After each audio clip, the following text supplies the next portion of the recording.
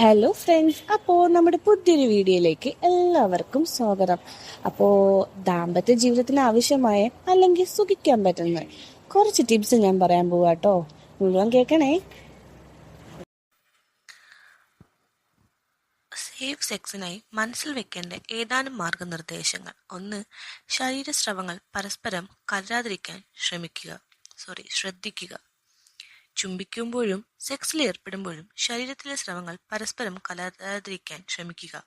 രക്തം, ശുക്ലം, യോനിയിൽ നിന്നുള്ള സ്രവം എന്നിവ വഴി എയ്ഡ്സ് പോലുള്ള രോഗങ്ങൾ പകരാം. 2.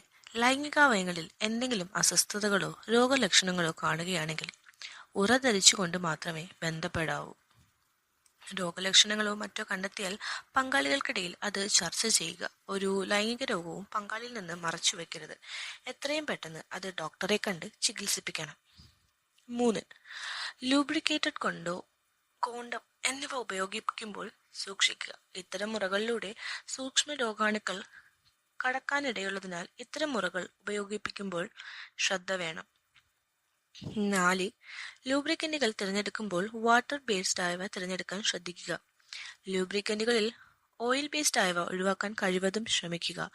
വാട്ടർ ബേസ്ഡ് ആയ ലൂബ്രിക്കന്റുകളാണ് സുരക്ഷിതം. യോനിയിൽ വഴുവഴുപ്പ് കിട്ടാനായി ബേബി ഓയിൽ, വെളിച്ചെണ്ണ, വാസ്ലിൻ പോലുള്ള ക്രീമുകൾ എന്നിവ ഉപയോഗിക്കുന്നവരുണ്ട്. അത് ശരിക്കും ഒഴിവാക്കണം. ഇത്തരം വസ്തുക്കളുടെ ഉപയോഗം മൂലം ലൈംഗികാവയങ്ങളിൽ അണുബാധ ഉണ്ടാകാനുള്ള സാധ്യതയുണ്ട്. KY ജെല്ലി പോലുള്ളവ ഉപയോഗിക്കാം. 5. വ്യത്യസ്തമായ ലൈംഗിക പ്രവൃത്തികളിൽ ഏർപ്പെടുന്ന പങ്കാളികൾ ലൈംഗികാവയവങ്ങൾ വൃത്തിയാക്കുന്നതിനു ശേഷം മാത്രമേ ലൈംഗികതയിൽ ഏർപ്പെടാവൂ. വ്യത്യസ്തമായ ലൈംഗിക പ്രവൃത്തികൾ ഏർപ്പെടുന്നതിൽ തെറ്റൊന്നുമില്ല. എന്നാൽ ഇവർ ഏറെ കരുതൽ പുലർത്തിയിട്ടേ ലൈംഗികാവയവങ്ങളുടെ ശുചിത്വത്തിന്റെ കാരണത്തിലാണ്. Do this.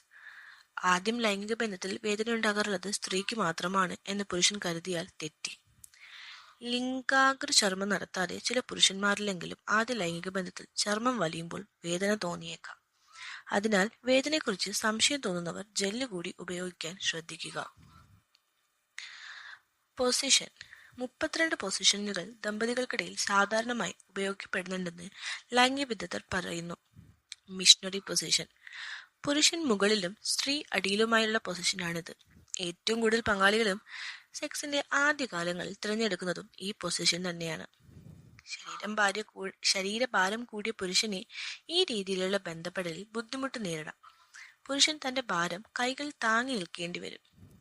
ഭാഗശിഷ്ണിക ഉത്തേജിപ്പിക്കാൻ കഴിയില്ല എന്നത് ഈ പൊസിഷന്റെ പോരായ്മയാണ്. അതിനാൽ സ്ത്രീയെ രതിമൂർച്ചയിലെത്തിക്കാൻ ഈ വിധത്തിലുള്ള ബന്ധപ്പെടലിന് പലപ്പോഴും കഴിയാറില്ല. ഇതൊഴിവാക്കി സംഭോഗവേളയിൽ പുരുഷൻ തന്റെ ലൈംഗികാവയവത്തിന് മുകളിലുള്ള പ്യൂബിക് അസ്ഥി ഉപയോഗിച്ച് സ്ത്രീയുടെ ലൈംഗികാവയവത്തിലും ഭഗശിഷ്ണികയിലും ഉരസൽ നൽകുക. സ്ത്രീയെ ഇത് വികാരമൂർച്ചയിലെത്തിക്കും. സംഭോഗത്തിലെ ഈ രീതി കോയിറ്റൽ അലൈൻമെന്റ് ടെക്നിക് എന്ന് അറിയപ്പെടുന്നു. Woman on top. മിഷണറി പൊസിഷനിൽ നിന്ന് തുടങ്ങി പിന്നീട് സ്ത്രീ മുകളിലായുള്ള ബന്ധപ്പെടൽ രീതിയിലേക്ക് പോവുകയും ചെയ്യാം. മിഷണറി പൊസിഷനിൽ പുരുഷനാണ് മേധാവിത്വമെങ്കിൽ ഈ പൊസിഷനിൽ സ്ത്രീക്കാണ്. ഈ രീതി ഇരുവർക്കും ഒരേപോലെ സന്തോഷം പകരുന്നതാണ്. ശ്രീകസ്ഖലനം കൊണ്ട് ബുദ്ധിമുട്ടുന്ന പുരുഷന് കൂടുതൽ സമയം ലൈംഗികതയിൽ ഏർപ്പെടാൻ ഈ പൊസിഷൻ തിരഞ്ഞെടുക്കാം. Side by side. പരസ്പരം ചരിഞ്ഞു കിടന്നുകൊണ്ടുള്ള ബന്ധപ്പെടൽ രീതിയാണത്. പങ്കാളിക്ക് ശാരീരിക ക്ഷമത കുറഞ്ഞിരിക്കുന്ന നേരങ്ങളിൽ ഈ പൊസിഷൻ വളരെ പ്രയോജനപ്പെടും. സ്ത്രീകൾ കൂടുതൽ താല്പര്യപ്പെടുന്ന പൊസിഷൻ ഇതാണെന്ന് ചില സർവേകൾ പറയുന്നു. Rear entry. സ്ത്രീയുടെ പിന്നിലൂടെ പ്രവേശിക്കുന്ന പൊസിഷനാണിത്. സ്ത്രീകൾക്ക് വികാരോത്തേജനം കൂടുതൽ നൽകുന്ന ജി സ്പോട്ടുള്ള ഉരസൽ കൊണ്ട് കൂടുതൽ രസനീയമായ അനുഭൂതി ലഭ്യമാകും. എല്ലാ പൊസിഷനുകളും എല്ലാവർക്കും ഇണങ്ങില്ല. ഉദാഹരണത്തിന്, നടുവേദനയുള്ള സ്ത്രീകൾക്ക് മിഷണറി പൊസിഷൻ പോലും ഇണങ്ങിയതല്ല. ഇവർ സ്ത്രീ ശരീരത്തിന് മുകളിൽ പുരുഷന്റെ ശരീരഭാഗം വരാതെ മിഷണറി പൊസിഷൻ ഉപയോഗിക്കുന്നതാണ് വേണ്ടത്. Try this. ഓസ്ട്രേലിയൻ സൈക്കോളജിസ്റ്റുകൾ നടത്തിയ പഠനത്തിൽ സ്ത്രീകൾ രതിമൂർച്ചയിലെത്തുന്നതിലെ ചില കണക്കുകൾ പുറത്തുവന്നു. 49% സ്ത്രീകൾ മാത്രമേ ബന്ധപ്പെടലിലൂടെ രതിമൂർച്ചയിലെത്തുന്നുള്ളൂ. 81% പേരും ഭഗശിഷ്ണികയിലെ ഉത്തേജനം കൊണ്ട് രതിമൂർച്ചയിലെത്തുന്നവരാണ്. ഇനി സീക്രട്സ്. സ്ത്രീക്കും പുരുഷനും ശരീരത്തിൽ വികാരമുണർത്തുന്ന കേന്ദ്രങ്ങളുണ്ട്. ആണിലും പെണ്ണിലും ഇവ വ്യത്യാസപ്പെട്ടിരിക്കും. പുരുഷനുമായി താരതമ്യം ചെയ്യുമ്പോൾ സ്ത്രീയിൽ ലൈംഗികാവയവങ്ങളുമായി മാത്രം ബന്ധപ്പെട്ടല്ല ലൈംഗികോണർവ് ഉണ്ടാകുന്നത്. സ്ത്രീയിൽ ശരീരത്തിന്റെ മിക്ക ഭാഗങ്ങളും ലൈംഗികോത്തേജനം ഉണ്ടാക്കുന്നവയാണ്. ഈ കേന്ദ്രങ്ങളിൽ തലോടലും തഴുകലുമെല്ലാം പുരുഷനെ അപേക്ഷിച്ച് സ്ത്രീയിൽ കൂടുതൽ ഉണർവുണ്ടാക്കും. യോനിയിലെ ഭഗശീഷ്ണിക സ്ത്രീ ശരീരത്തിലെ പ്രധാന വികാരോത്തേജന കേന്ദ്രമാണ്. ഈ ശരീരഭാഗത്ത് നടത്തുന്ന ഉത്തേജനം കൊണ്ട് മാത്രം സ്ത്രീക്ക് രതിമൂർച്ചയിലെത്താൻ കഴിയും. എന്നാൽ യോനിയിൽ വേണ്ടത്ര നനവില്ലാതെ ഈ ഭാഗം ഉത്തേജിപ്പിച്ചാൽ അത് ചിലരിൽ വേദനയുണ്ടാക്കും. യോനി കവാടത്തിൽ നിന്നും 1/2 ഇഞ്ച് ഉള്ളിലേക്കുള്ള ഭാഗം, ഉള്ളിൽ മുകൾ ഭാഗത്തായി നാഡീആഗ്രഹങ്ങൾ കൂടിച്ചേർന്നുണ്ടായ ഒരു G-സ്പോട്ട് എന്ന തടിപ്പ് പോലെ കാണപ്പെടുന്ന ഭാഗം എല്ലാം സ്ത്രീയുടെ ഏറ്റവും പ്രധാന വികാരോത്തേജന കേന്ദ്രങ്ങളാണ്. ഭൂരിപക്ഷം സ്ത്രീകൾക്കും സ്തനഞെട്ടുകളും സ്തനങ്ങളും വികാര കേന്ദ്രങ്ങളാണ്. ഈ ഭാഗങ്ങളിലെ ഉത്തേജന ലൈംഗികോർണവ് പകരും. എന്നാൽ ചില പഠനങ്ങൾ പറയുന്നത് ലൈംഗികതയ്ക്കിടെ സ്ഥലലാളനവും മറ്റും നടത്തുന്നത് 50% സ്ത്രീകൾ മാത്രമേ ഇഷ്ടപ്പെടുന്നുള്ളൂ എന്നാണ്. പുരുഷന്മാരുടെ കാര്യത്തിൽ നോക്കുകയാണെങ്കിൽ ലൈംഗികാവയവങ്ങളിൽ സ്പർശവും മറ്റുമാണ് അവനെ ലൈംഗികപരമായി ഉണർത്തുന്നത്.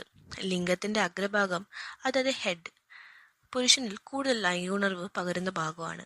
അതുപോലെ ലിംഗത്തിന്റെ എല്ലാ ഭാഗങ്ങളും വൃഷ്ണസഞ്ചിയുടെ ചർമ്മഭാഗവും പുരുഷനിലെ വികാരോത്തേജന കേന്ദ്രങ്ങളാണ്. ലൈംഗികാവത്തിന് മലദ്വാരത്തിനുമിടയിലുള്ള ഭാഗം, ചെവികൾ,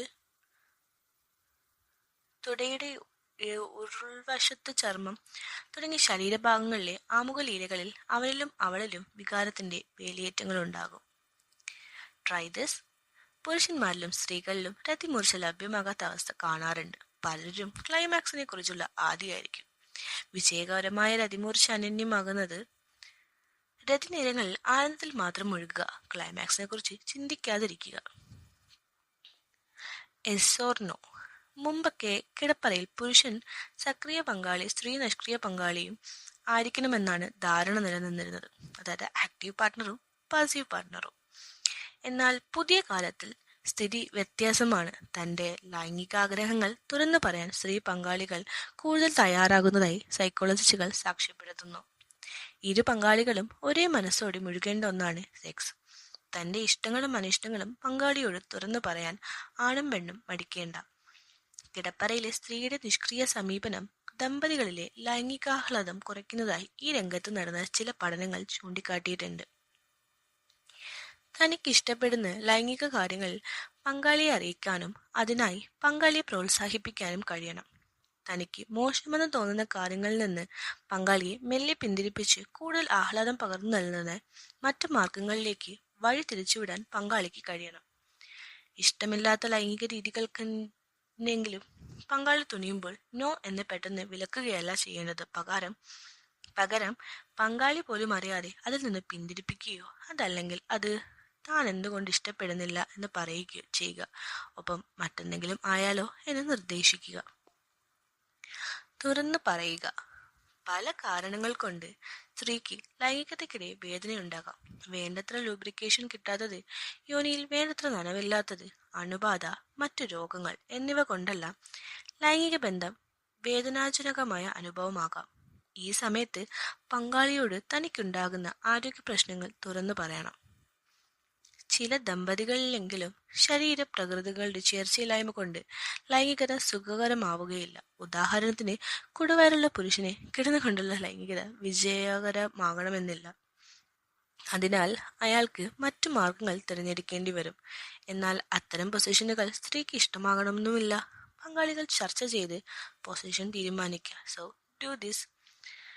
പ്രസവശേഷമുള്ള ലൈംഗിക ബന്ധത്തിനിടെ ശ്രദ്ധിക്കേണ്ട കാര്യങ്ങൾ.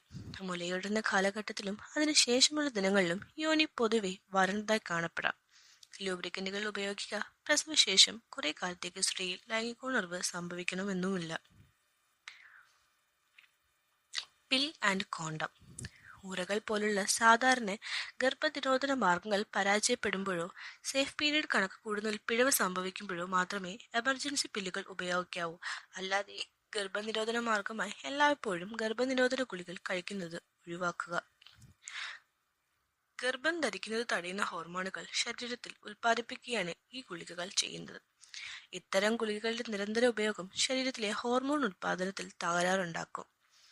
എമർജൻസി പില്ലുകളുടെ നിരന്തര ഉപയോഗം തലചുറ്റൽ, ക്ഷീണം തുടങ്ങിയവ ശാരീരിക പ്രശ്നങ്ങൾ ഉണ്ടാക്കും. ഇത് വിജയകരമായ ലൈംഗിക ബന്ധത്തിന് തടസ്സം സൃഷ്ടിക്കുന്നതിനാൽ ഉപയോഗം കുറയ്ക്കുക മാത്രമല്ല, ലൈംഗിക ബന്ധത്തിന് ശേഷം പില്ല് ഉപയോഗിച്ചാലും അത് എല്ലായ്പ്പോഴും ഗർഭധാരണം തടയണമെന്നല്ല. ഗർഭനിരോധന ഗുളികകളുടെ ഫലപ്രാപ്തി 90% ഉള്ളൂ. ഗർഭനിരോധന ഗുളികകളുടെ ഉപയോഗം വർദ്ധിക്കുമ്പോൾ അത് ആർത്തവം ക്രമം തെറ്റിക്കുന്നതിന് കാരണമാകും. അതിനാൽ ഇവയുടെ സ്ഥിരമായ ഉപയോഗം ആർത്തവത്തെ തടസ്സപ്പെടുത്തുകയും അത് ലൈംഗിക ജീവിതത്തെ ബാധിക്കുകയും ചെയ്യും. ഗർഭനിരോധന ഉറകൾ. അവരവർക്ക് ഇണങ്ങുന്ന ഉറകൾ തന്നെ തിരഞ്ഞെടുക്കുക.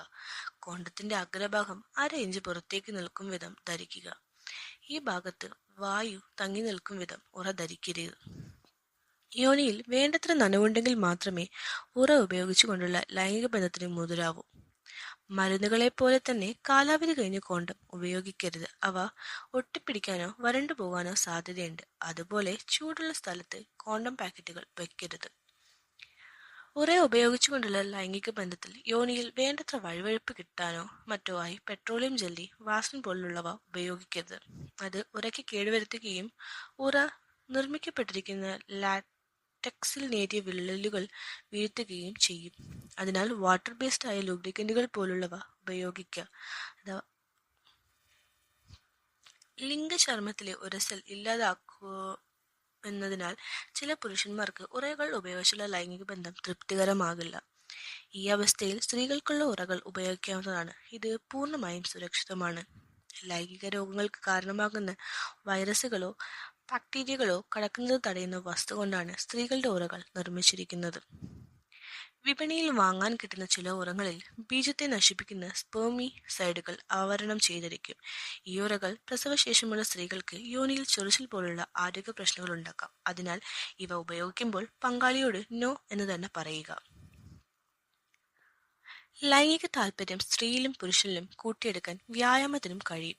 ശരീരത്തിന്റെ വഴക്കം കൂട്ടാനും ലൈംഗികാവയവങ്ങളിലേക്കുള്ള മറ്റുമുള്ള രക്തയോട്ടം കൂട്ടാനും കഴിഞ്ഞാൽ സെക്സ് ആസ്വാദകരമാക്കാം.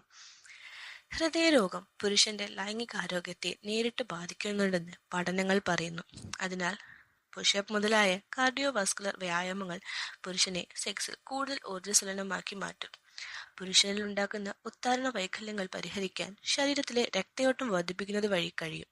അതുപോലെ തന്നെ സെക്സ് ഹോർമോണായ ടെസ്റ്റോസ്റ്റിറോൺ വർദ്ധിക്കാനും വ്യായാമം സഹായിക്കും. ഇതുവഴി മധ്യവയസ്സിലെ സെക്സ് വിരക്തി കുറയാനുമാക്കാം.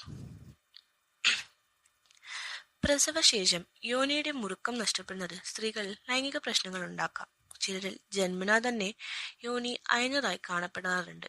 ഇവരിൽ യോനിയുടെ മുറുക്കം വർദ്ധിപ്പിച്ചെടുക്കാൻ സഹായിക്കുന്നത് തീർത്തും ലളിതമായ വ്യായാമമാണ് കെഗൽസ്. യോനി നിരക്ക് വശത്തുള്ള PC മസിലുകളുടെ ബലത്തിന് ലൈംഗികാനന്ദവുമായി നേരിട്ട് ബന്ധമുണ്ട്. ഈ പേശികൾക്ക് ബലമുണ്ടെങ്കിൽ സെക്സ് കൂടുതൽ ഊഷ്മളമാകും. സ്ത്രീകൾ മൂത്രവിസർജനം നടത്തുമ്പോൾ ഈ മസിലുകളെ ചുരുക്കിക്കൊണ്ട് മൂത്രമൊഴിക്കുക തടയാനാകും. ഈ സമയത്ത് ചെയ്യുന്നത് PC മസിലുകളെ ചുരുക്കുകയാണ്. ഇതുപോലെ PC മസിലുകളെ ചുരുക്കിയും വികസിപ്പിച്ചും അവയ്ക്ക് ബലം നൽകാം. ഈ വ്യായാമമാണ് കെഗൽസ് വ്യായാമം. നിലത്ത് കിടന്നുകൊണ്ട് കാലുകൾ മടക്കി വെക്കുക. ശരീരത്തിലെ എല്ലാ മസിലുകളും അയക്കുക. പൂർണ്ണ ശ്രദ്ധ PC മസിലുകളിലേക്ക് നൽകുക. മസിലുകൾ ഉള്ളിലേക്ക് ചുരുക്കുകയും പുറത്തേക്ക് അയക്കുകയും ചെയ്യുക. കുറഞ്ഞത് 50 തവണയെങ്കിലും ആവർത്തിക്കുക. ലൈംഗികാവയവങ്ങളിലേക്ക് രക്തയോട്ടം വർദ്ധിപ്പിക്കാനായി യോനിയിലെ ഭുജം സാംഗാസനം, കന്ദരാസനം, ധനുരാസനം എന്നിവ ദിവസേന ചെയ്യുന്നത് നല്ലതാണ്. ഹൃദയരോഗം വർദ്ധിപ്പിക്കുന്നതും ശരീരത്തിലെ രക്തയോട്ടം വർദ്ധിപ്പിക്കുന്നതും സെക്സിൽ ആഹ്ലാദങ്ങൾ കൂട്ടും. സ്ത്രീകൾക്ക് അരക്കെട്ടിന് നൽകുന്ന വ്യായാമങ്ങൾ കൂടുതൽ ഗുണപ്രദം. ഉദാഹരണത്തിന് പെൽവിക് ലിഫ്റ്റ് പോലുള്ളവ.